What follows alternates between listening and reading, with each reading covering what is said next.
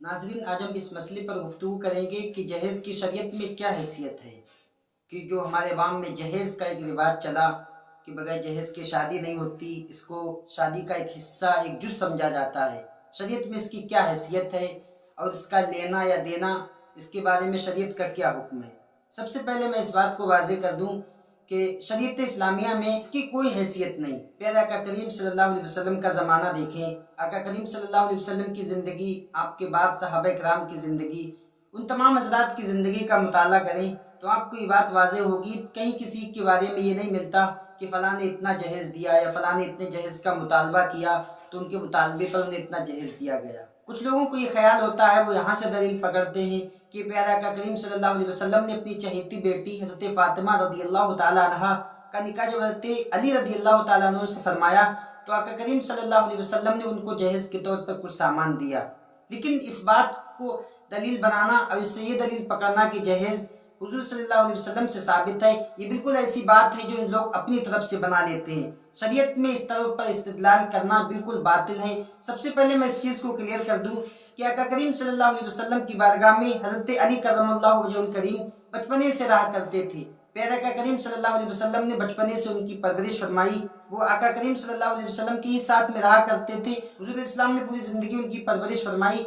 वो आपके सरपरस्त की हैसियत रखते थे, हुज़ूर इस्लाम के ही घर में वो रहा करते थे। फिर उसके बाद जब आका करीम सल्लल्लाहु अलैहि वसल्लम ने हज़रत फ़ातिमा का निकाह हज़रत मौला अली से फरमाया तो उस तौर पर कि हुज़ूर इस्लाम हज़रत अली के सरपरस्त थे, तो एक सरपरस्त होने के नाते और आपके चचाजाद भाई भी थे, तो इस नाते हुज़ूर करीम सल्लल्लाहु अलैहि वसल्लम ने उनका कुछ इंतज़ाम किया, वो भी बहुत मुख्तसर।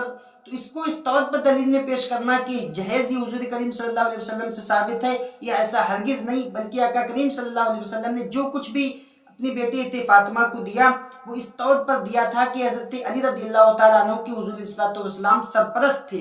तो सरपरस्त की जिम्मेदारी होती है कि अपने बेटे या अपने निगरान या अपने मातहत की रिहाइश का इंतज़ाम करे, उसके बारे में इंतज़ाम करे। तो इस तौर पर आका करीम सल्लल्लाहु अलैहि वसल्लम ने अपनी बेटी फातिमा को कुछ दिया था। इसको शरीयत में दलील बनाना कि जहेज़ आका करीम सल्लल्लाहु अलैहि वसल्लम की ज़िंदगी से साबित है, इसका शरीयत में कहीं सबूत नहीं मिलता।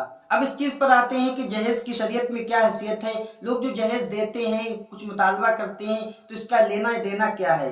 तो इस बारे में ये उसूल जान लें कि जहेज़ की 3 सूरतें बनती हैं। पहली सूरत यह है कि इंसान अपने मुँह से मांगे, लड़के वाला अपने मुँह से मांगे कि हमको ये चीज़ जहेज़ में चाहिए, या लड़की वाला अपनी तरफ से मुतालबा करे हमें ये चीज़ बारात में चाहिए।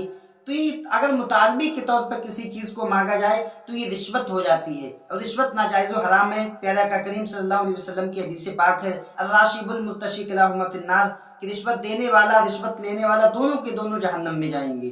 तो इस तौर पर मालूम हुआ कि अगर कोई मुतालबा करे, खुद से मांगे, अपने मुंह से अपनी ज़बान से अगर मांगे, इसका मुतालबा करे कि हमको ये चाहिए, जैसा कि आम तौर पर आप देखते हैं ब्याह शादी का मौका आता है तो लोग मांगने लगते हैं कि हमको गाड़ी चाहिए, बल्कि उसमें भी अपनी ख्वाहिश का इजहार करते हैं कि हमें ये नहीं, ये गाड़ी चाहिए, इतना जहेज चाहिए, ये हमें सामान चाहिए। तो इस तौर पर अगर हम कोई जहेज मांगे तो ये रिश्वत कहलाता है, रिश्वत शरीयत में हराम है, लिहाजा ये सूरत जहेज की बिल्कुल हराम और नाजायज़ हो जाएगी। अगली सूरत यह है कि इंसान सराहतन ना मांगे बल्कि इशारतन मांगे। इशारतन मांगते हैं कि बीच में शादी कराने वाला होता है कि उसके सामने इजहार कर देते हैं कि हमको ये चीज़ें चाहिए, या इस तौर पे इजहार भी ना करें बल्कि यूँ कहते हैं कि यार अब तो ये ज़माना हो गया है कि गाड़ी सभी सबको देते हैं, या इसके अलावा ये जहेज सबको देते हैं, तो उस तौर पे हमें भी मिलना चाहिए।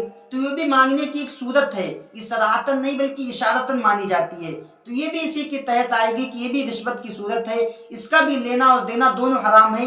लेने वाला भी गुनहगार है, देने वाला भी गुनहगार है, क्योंकि हदीस पाक में ये फरमाया गया अर्राशिब वल मुर्तशी किलाहुमा फिन्नार, कि रिश्वत लेने वाला और रिश्वत देने वाला दोनों के दोनों जहन्नम में जाएंगे।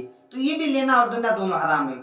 तीसरी सूरत ये बनती है कि लड़के वाला अपनी तरफ से कुछ भी मुतालबा ना करे कि हमको शादी में या हमको बारात में कुछ भी नहीं चाहिए, हमको जहेज में कुछ भी नहीं लेना है। अब लड़की वाला अपनी खुशी से अपनी तरफ से अपनी लड़की के लिए जो कुछ भी इंतजाम कर दे, अब चाहे वो 2-4 चीजें दे या 10-20 चीजें दे, या वो इतनी ढेर सारी चीजें दे दे कि आपके इलाके में किसी ने अपनी लड़की को जहेज में ना दिया हो। اب اگر اپنی خوشی سے وہ لڑکی والا دے رہا ہے، اپنی لڑکی کو دے رہا ہے، تو اس میں لینے میں بالکل کوئی شبہ نہیں، یہ جائز ہے اور درست ہے، کیونکہ وہ اپنی خوشی سے دے رہا ہے اور ہمارا اس میں کوئی مطالبہ نہیں، لڑکے والا اپنی طرف سے کوئی مطالبہ نہیں کرتا، تو اس طور پر لینا اور دینا دونوں جائز ہیں۔ اس کا لینا بھی درست ہے کہ وہ شخص اپنی خوشی سے اپنی لڑکی کو دے رہا ہے کہ ہماری لڑکی سہولت سے رہے اور اس چین و سکون کے ساتھ زندگی گزارے، تو اس طور پہ دے رہا ہے، تو اس طور پر اس کا لینا بھی جائز ہے، اس کا دینا بھی جائز ہے۔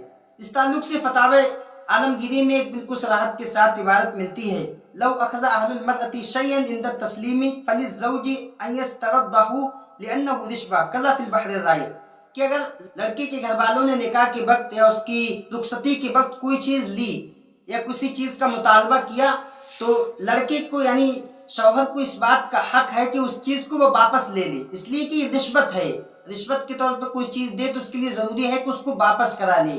اس سے معلوم ہوا کہ چاہے لڑکی والا اپنی طرف سے مانگے یا لڑکے والا اپنی طرف سے مانگے، تو یہ دونوں کی طرف سے اپنے مانگنا یا جبرن کہنا کہ ہم کو یہ چیز چاہیے، تو یہ رشوت ہو جایا کرتی ہے، لینے والا بھی گنہگار ہے، دینے والا بھی گنہگار ہے۔ اس لیے کہ قرآن کریم نے صراحت کے ساتھ ہمیں اس بات کا حکم دیا، ان تبتغوا باموالکم، کہ عورتوں کو چاہو یا عورتوں کو تلاش کرو یا ان سے نکاح کرو باموالکم، مال کے عوض۔ وہ کون سا مال ہے؟ وہ مال قرآن کریم حدیث شریف میں بالکل صراحت کے ساتھ واضح ہے کہ وہ مال ہے مہر، اور ہر کسی کے نکاح میں جب کسی کی شادی ہوتی ہے، نکاح ہوتا ہے، تو سب جانتے ہیں کہ مہر متعین کیا جاتا ہے۔ اس مہر کے علاوہ کسی دوسری چیز کا مطالبہ کرنا کہ ہم کو اتنا پیسہ چاہیے یا اتنی رقم چاہیے یا یہ چیز ہمیں نکاح شادی وغیرہ میں چاہیے، بلکہ اس کی قرآن و حدیث میں کوئی وضاحت، کوئی صراحت نہیں ملتی، لہذا اس طور پر مانگنا یہ رشوت ہو جاتی ہے۔ رشوت کا لینا دینا دونوں حرام ہے، حدیث شریف میں اس کی صراحت کے ساتھ ممانعت وارد ہے۔ مفتی محمد نظام رضا کے یوٹیوب چینل کو سبسکرائب کریں، لائک اور شیئر کریں اور بیل آئیکن کو دبانا نہ بھولیں۔